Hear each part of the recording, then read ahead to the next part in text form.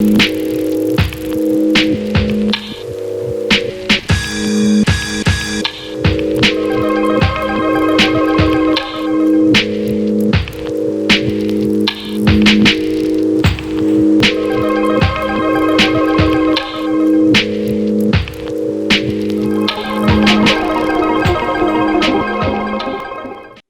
everyone, I'm Akanksha Kamath, Fashion Features Director at Vogue India, and I'm so thrilled to be hosting a panel on the rise, and I should add, staying power of ungendered natural diamond jewelry.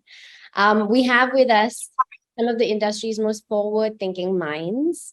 We have Rosh Mahtani of Aligiri, who joins us today from London, and she is known for her modern heirlooms that have a very personal touch. Her signature molten textures and jewelry steeped in symbolism are an invitation for people of all cultures, genders, and ages to write their own poetry with jewelry. We also have with us today the wonderful duo behind Human, Pranav Misra and Shyma Shetty. They started out in 2012 when not many were talking about the ungendered aspects of clothing, and I can't wait to understand where they saw the gap in the market, where they are today now, when everyone else has sort of joined the bandwagon and quite happily. And we also have with us Rahi Chadda, who is an entrepreneur, visual director, and model who is creating a cultural dialogue between the East and the West. Hi, everyone. Hi. Hi. So my first question is to the human duo. Shyma, let's start with you, and then Pranav can chip in as well. When you started Human 12 years ago, did you realize that there was a gap in the market for a brand that catered to gender fluid individuals and non-compliant identities? And how did you fill in this gap? At that point, we thought that, the objective of fashion is to just empower individuals. It has to be for everyone. So we didn't have these frameworks in mind of who it should fit, what kind of person, in terms of the boxes that society put them in, whether it's gender, it's, a particular body type, it's an age, or we just wanted to make clothes that made people happy. We had a wider idea of who our audience was. And I think over the years, that idea evolved, and every season we learned more about who our customer is and who we wanted to make clothes for. And this person didn't fit into that box. So I think as far as thinking about gender, we always felt like it wasn't a construct around which our clothes were made. I think she's very wonderfully put the thought together, and I think if I have to add that, I feel like whether it's life or your entrepreneurial journey, your purpose is almost accidental in nature. It stems out of an idea, but you have to go through a lot of learnings and unlearnings over a period of time for you to actually grow and evolve with the times and contribute. And I think Human's 10 years journey, when we look back now, we feel fortunate to have been a part of the community, and the community has sort of contributed in our growth. So when I see Human, I don't see Human as an agenda driven brand to sort of solve problems, so to speak, but I look at Human more like a reflection of what society desires, or almost like a progressive skeptic. You have to have your vision towards a very bright, beautiful future, but at the same time that is only achievable when at every turn you are trying to question your beliefs, and you have to you have to be very receptive of the society around you. So I think it's been a journey more than a start point and an end point. Progressive skeptic. I think I'm gonna note that down for future use.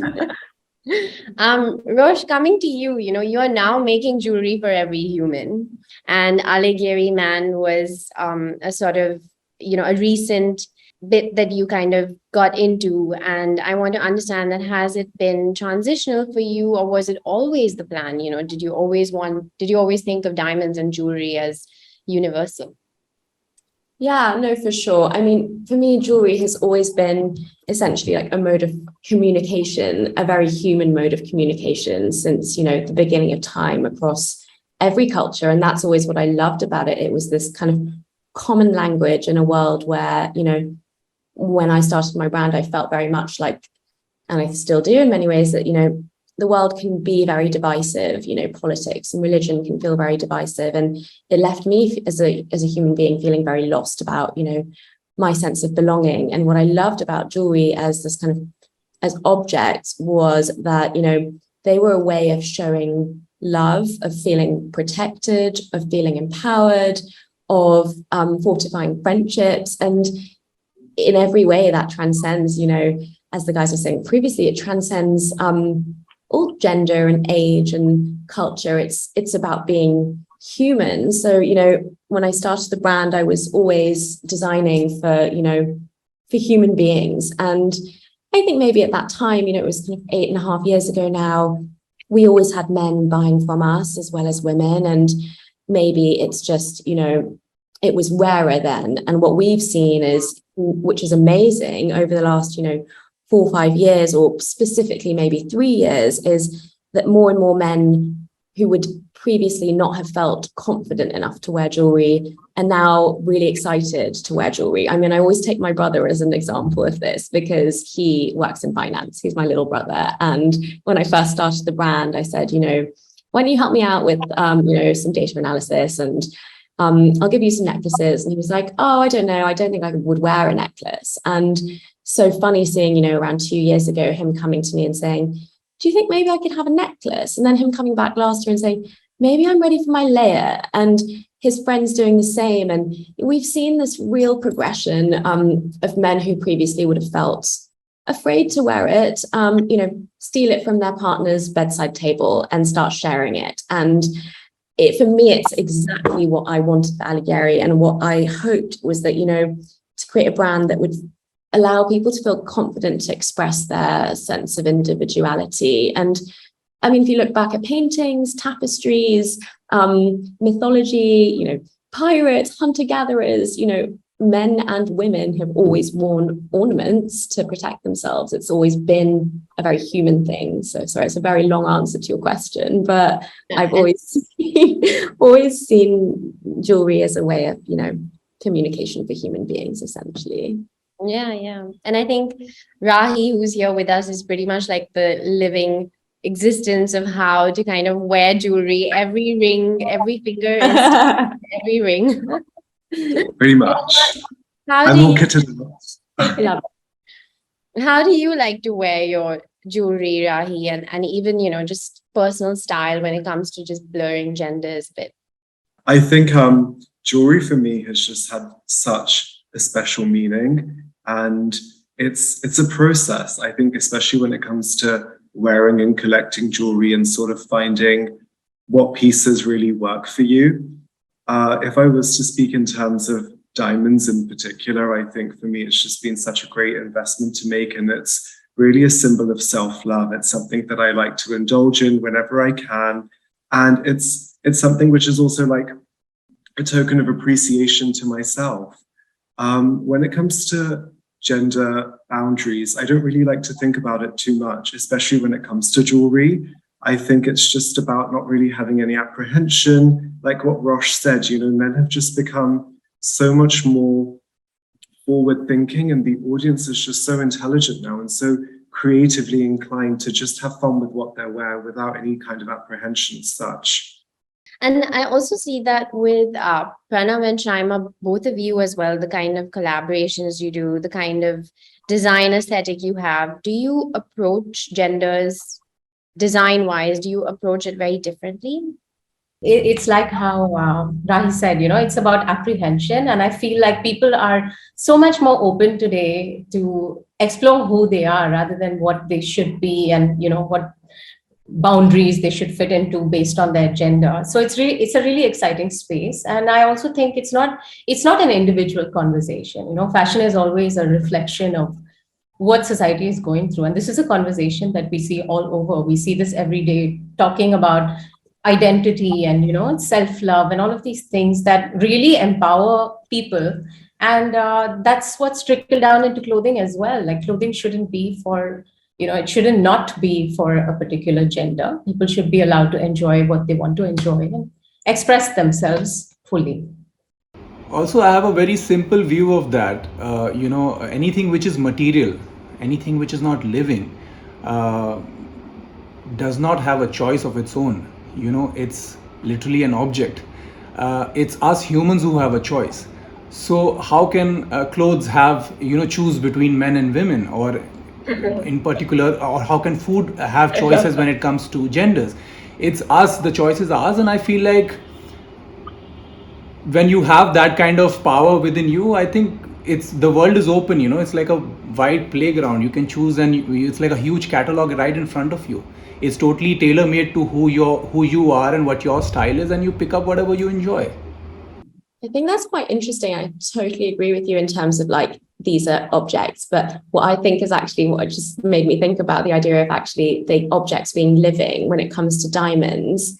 In some ways they are alive, right? Like they grow in the earth and they transform. It's like this transformation, essentially. It's carbon. We are also made of carbon. And I love that idea when it comes to diamonds, of the fact that it is this actually a growing, living organism, almost like a creature, and each one is, completely unique. Obviously, they can be cut in certain ways to replicate. Someone else as well said that, and we've had a few panels, right? And I think it was Valerie Messica who said diamonds are energy.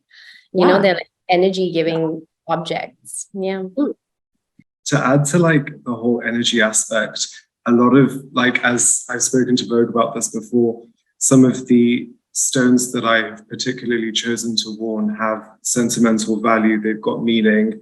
I also really like working with, and I'm proudly saying that I work with an astrologer when it comes to deciding what stones I really like to wear, because they do carry energy. And I think for me, it's Shyma, I love the word you used, empowering, because jewelry really does have that effect. It can really empower you. It can really elevate an outfit, but at the same time, it connects me to my core, to my personality. And in a way, it's like a talisman for me, Also, I think in Indian culture, it's always been heirlooms, right? Diamonds have always been passed down. And I think we had this few decades where men stopped wearing it, and it just cut them off from that joy of just having family heirlooms that you can enjoy.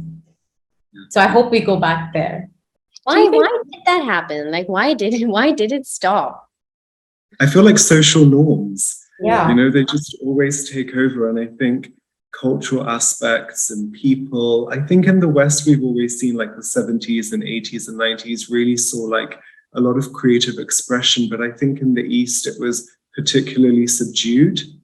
But I think with, brands like Human and jewelry brands like the one that Rosh has, I feel there is a new message that's really being sent out to the millennials, to the Gen Zs, where they're just wanting to creatively express themselves through what they wear and who they are. Are you guys seeing that at Human? Are you seeing, how is Gen Z shopping? What are they shopping? How are they wearing things? I'm very curious. And also how does jewelry fit into that as well? I think I'm very inspired by the by the younger community. That is something I feel like the younger kids are the kids who define what's cool. And as an entrepreneur and as a creative entrepreneur, I have to sort of, I have to see that as the focal point, because that's what the future is.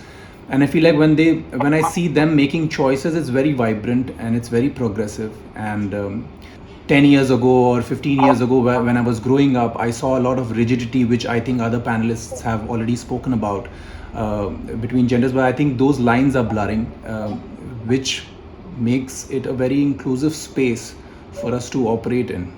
I think what I find interesting about our customers is that men and women who live in the same house tend to share the same human garment, which I find very exciting, because our fits are such that anyone can wear it, but to have a man and a woman wear it differently. Somebody wears our t-shirt as a dress, someone's just styling it with shorts or trousers or whatever. The styling is so different, but it's the same garment, and it takes on the person.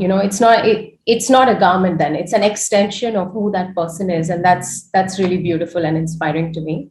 Rosh, coming to you, and I think I asked the human duo as well, how do they approach clothing and design differently for the genders?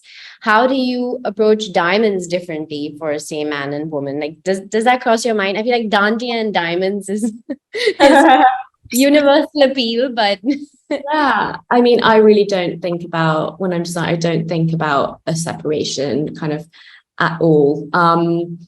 I think, you know, especially when it comes to diamonds, what we're seeing a lot of, which I really love at the moment, is, you know, obviously traditionally that diamond engagement ring is, you know, has been such a big deal for marketing with, you know, bigger brands, especially the last kind of 50, 60 years. And what we're seeing a lot at the moment is guys and women coming in to design their own engagement rings with diamonds. And we started using, you know, rough cut diamonds a few years ago. And that came, you know, from me kind of stumbling upon them with one of our suppliers and finding this batch of diamond shards, which were just absolutely magical. And the supplier saying, oh, these, like, really, like, nobody really wants these. And I was like, give them to me, I'm obsessed with them. And they're essentially offcuts. And what's been amazing is that, you know, you've got this cohort going back to Gen Z and the younger demographic. You've got this cohort of, you know, men and women in their, you know, 20s and 30s who can't necessarily afford that, you know, that De Beers diamond, even if they would want it. And they're coming in saying, you know, I've got quite a modest budget. I really want to do a bespoke diamond ring as an engagement ring or as a gift, or for myself. And these kind of rough diamonds, unpolished, offcuts, is just such an exciting way to make diamonds really more accessible. And in some ways, you know, they come in these kind of salt and peppers and darker shades. So moving away from that kind of traditional idea of diamonds being a symbol of status, which has always made me a little uncomfortable, you know, that idea of diamonds being, you know, an exhibition of wealth, and saying, like, you're taking it back to, you know, what it should be is that, you know, these pieces of fragments of earth, essentially. And I'm finding that really exciting at the moment, designing with these shards and these imperfect. sounds amazing. Like, maybe Rosh, you can sprinkle this with some diamonds as well. Yeah, I mean, it's always hard to show on a camera, but for instance, one of the rings I'm wearing at the moment, I made for the website, and then I just loved it too much. And going back to what Rahi was saying, if sometimes you put something on and I was like, this belongs with me, and I just couldn't sell it. It's got these kind of hang on, let me get it in focus. Not the easiest, but they're kind of imperfect shards in kind of traditional bigger kind of jewelry diamond cutting houses. They would probably have just gotten rid of them. And I like that idea again of using every fragment of the earth, not wasting anything, and celebrating imperfection, taking away from that idea of, you know, cut, clarity, carat. Yeah. Rahi, how do you like to wear your diamonds? Do you know what? I really love what Rosh is saying about imperfection. And I think that's something that I would like to add to, in that when it comes to investing in diamond jewelry, I really think that it is definitely an investment that reigns supreme. But at the same time, there is a beauty about having an evolved mindset in choosing the types of jewelry that you want to wear, something that is different, something that is meaningful. Also, strong linear designs. I find that they have a sort of timeless appeal to them. It's something that's classic, that you can sort of, you know, put on with any outfit. If I was to just show you my ring, I like wearing this diamond ring with a sapphire in the center. Yeah. So beautiful. Sapphire, huh? That's a tricky stone. Yes, and I've been wearing it for quite some time now, but this is the ring that I usually wear on a day-to-day basis. And it really just allows me to channel my identity. Like, I can project my energy through this ring. That's how I feel. I feel empowered. I feel strong, confident when I wear it. And then I have other rings that, you know, and my bracelet that I would just otherwise typically take off because it doesn't really go with every look. As I've sort of evolved in my creative journey and in my own personal sense of style, I think the kind of pieces that I would like to invest in now would definitely be more classic and timeless pieces. rather than going for something which I'm just buying for the sake of like going on a trend, because trends fade away. Do you know what I mean? It's really about just having something which is classic. What we're essentially trying to do is just like break away from these social norms and create something which just identifies with us. And Pranav and Shyma, any diamond stories for you? Any personal diamonds? Yeah, I wanted to show you something that is a part of my heart. I think this one ring that I have is a very traditional. Can you see it? Okay. Can you guys see it? Oh, yeah. So this is called a Vanki, and it's a traditional Mangalorean ring design, which is a V on both sides. And almost every Mangalorean woman that I know has a version of this with diamonds or without diamonds. And it's supposed to signify that life has a lot of ups and downs, and you carry forth and, you embrace life as it goes. And this is a ring that is given to Mangalorean women, generally by an elder in their family when they get married. So this ring is something that I'm very fond of. It's an heirloom that I will probably carry for a long time and pass I down. love that. I think what's interesting as well, we're seeing a lot of people come in with diamonds, and this is not unusual when you think of like Indian tradition of having your family jeweler, or as my mum likes to say, jeweler. We're seeing a lot of people come in with diamonds from their grandparents that they want to reset and reinvent for themselves. And I love that, like taking a fragment of the past and transforming it into something for the future is really exciting. Yeah, like in my family over generations, women in the family have always worn a diamond earring, which is like a floral design, eight diamonds surrounded by a solitaire in the middle. And that's something that keeps passing down, and people keep changing how they want to wear it. So I turned my grandmom's earring into a pendant. And then one of my sisters got the other pair, and now she's trying to figure out if she wants to do a ring or another pendant with it. So it's so interesting how it can become your own, and it has a story that you can carry. I've got a really fun heirloom story that I'd like to share. So my dad was selling, just a bit of background, but he was selling his property in India, and he came back to London with a couple of like these vintage tins. And within that, when we opened up the tins, wrapped in cotton wool and tissue paper was his like grandmother's wedding jewelry.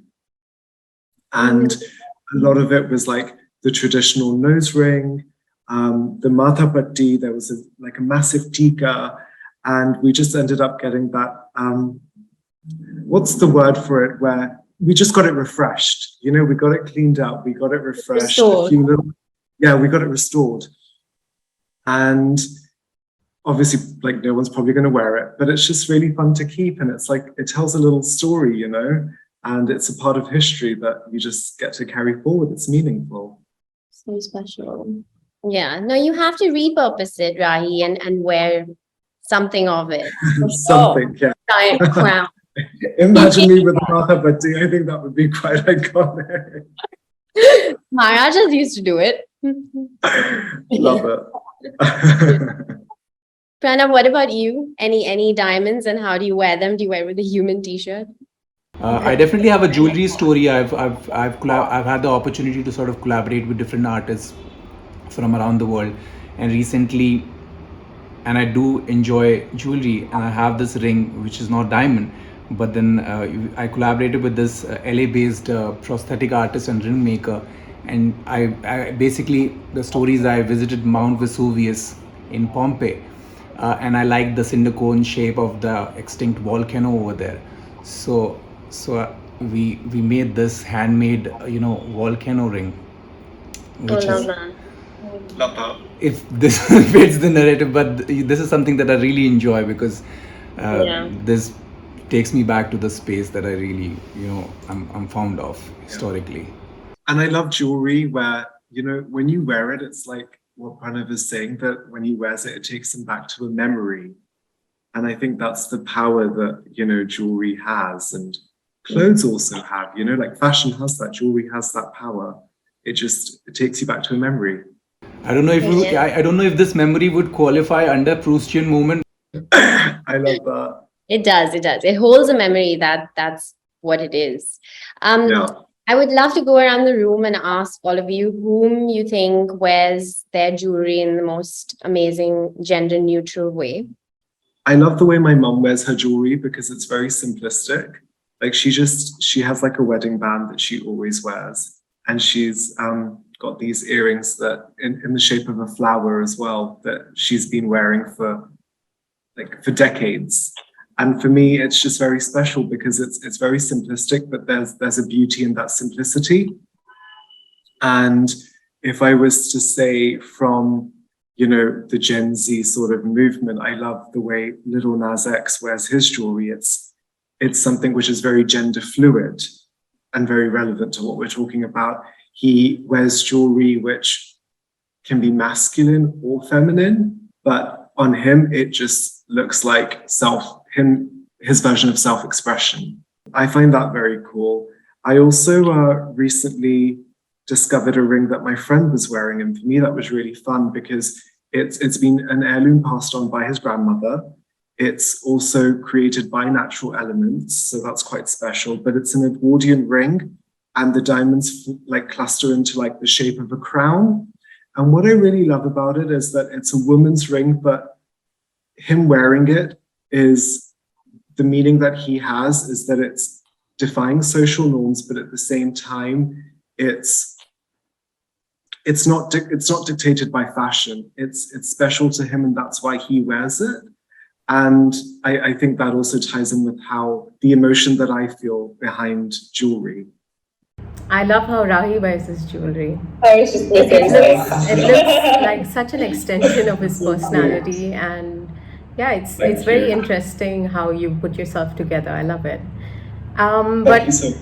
Otherwise, I can't think of individuals. Like I can't think of a particular name, but I enjoy people watching so much. You know, whether it's like Instagram flipping or how, you know, celebrities wear it, or when you walk into an Indian wedding, you see people, how they dress. It's so exciting. Like, especially in my culture, in Mangaloreans, everybody loves jewelry so much, not just the women, the men. And there's this culture of really adorning yourself, and you know, especially when it comes to like cultural events or weddings and such, people really adorn themselves, and it's such a joy to watch them enjoy their jewelry.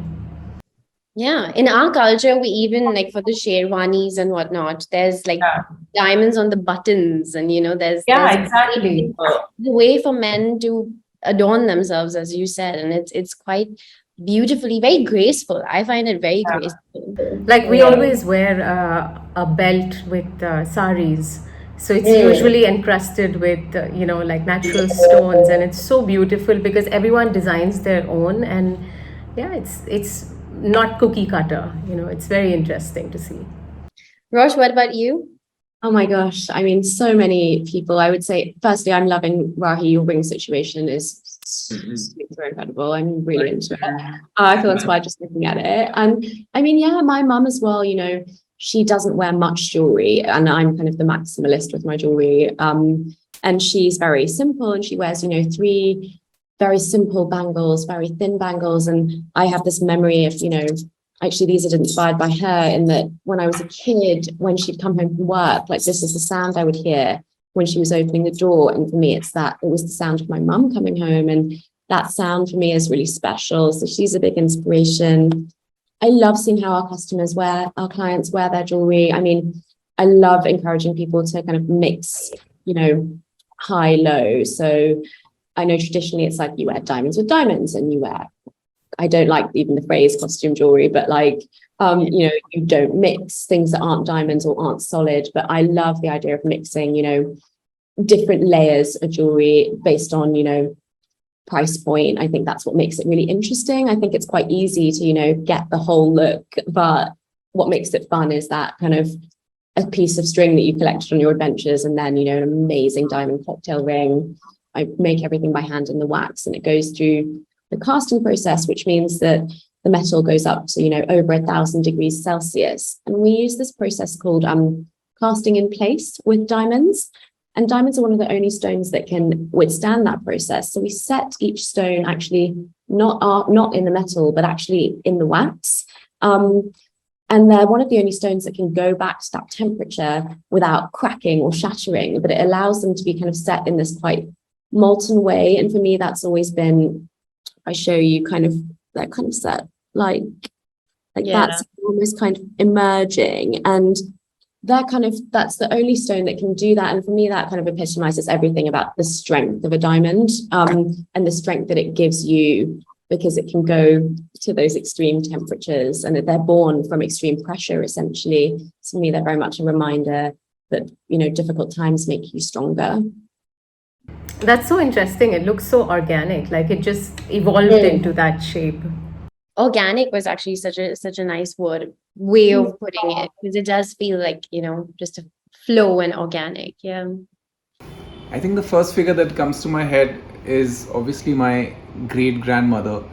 I had the fortune of seeing both my great grandfather and great grandmother, and she used to wear big anklets and a lot of gold bangles, and back in the day, which was the norm for women. They used to be so much accessorized. And the thing I found most beautiful was that after, when you have a piece of jewelry kept with you for a period of time, the person's not there, but then the jewelry has that essence of that person.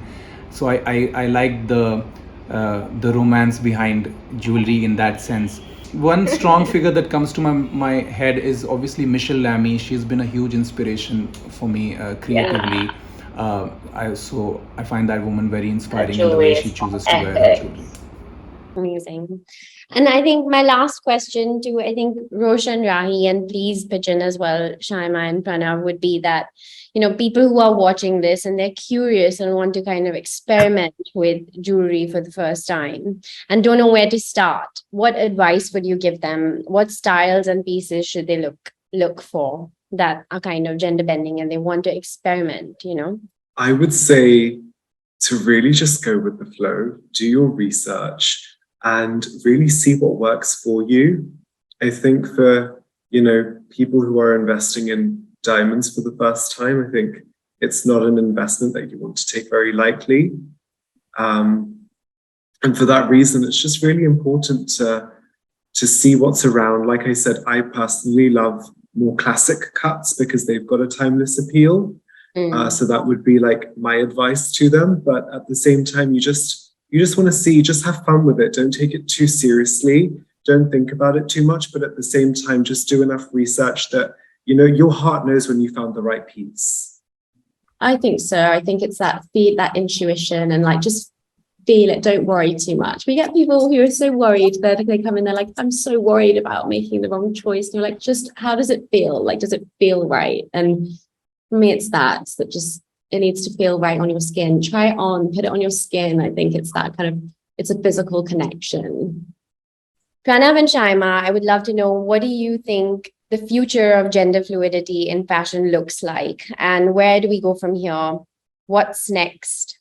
I think perception of who one is, what one must like, and what one must wear has changed so much. And it's just going to be this major shift where people are going to feel more free to express who they are without having to please somebody else. To put it in the most simple way, I think it's going to be exciting times ahead. I think currently how we are placed is, I would say this is the tip of the iceberg, or we literally have started to create dialogue around it, and a very elite community has had the opportunity, or at least physical space to experience that and to be vocal around it. But what I'm very excited about is for these thought leaders to keep contributing, so that this actually reaches the ground and to the masses, because that is the future that I'm very excited about, and that needs a lot of work, which needs a lot of constant pushing from tastemakers such as Rahi or Rosh, or all the community of designers and stylists and creators, for them to be vocal about that. And I think it will take decades for it to reach and become a very normal part of society at large. And that is something that I'm very looking forward to, that future. Yeah, I feel like it's a community at the moment, but it's kind of growing, it's kind of letting people in. And when it looks so good, then it's going to invite more people in, you know? Yeah, I think it's also about, like you said, the community who are influencing aspiration in the consumers, and especially this move away from the male gaze is something that's really interesting. We're seeing it so much in our fashion imagery and our content as well, and I think it's a step forward. With like reclaiming what we want our bodies to look like, and it's like a mindset shift that's going to happen, and not just a silhouette shift. Yeah. And jewelry is such a big part of this as well. Jewelry is such a big part of this, yeah. I just have to thank all of you for being here. And, you know, you are sort of the thinkers and creators who are paving a way for, you're making diamonds and fashion and jewelry democratic, you know, kind of opening it up and saying all are welcome. There's no this way or that way. It's who you are, how you want to sort of express yourself. And I think this was a conversation that sort of really puts that together for anyone who's watching, and probably even invite them into the dialogue, you know. Thank you for being here, everyone. Thank you so much. This has been such an amazing conversation. I feel like we could talk for hours. Absolutely. Thanks, Thank you, Akansha. everyone. Thank you. Thank you.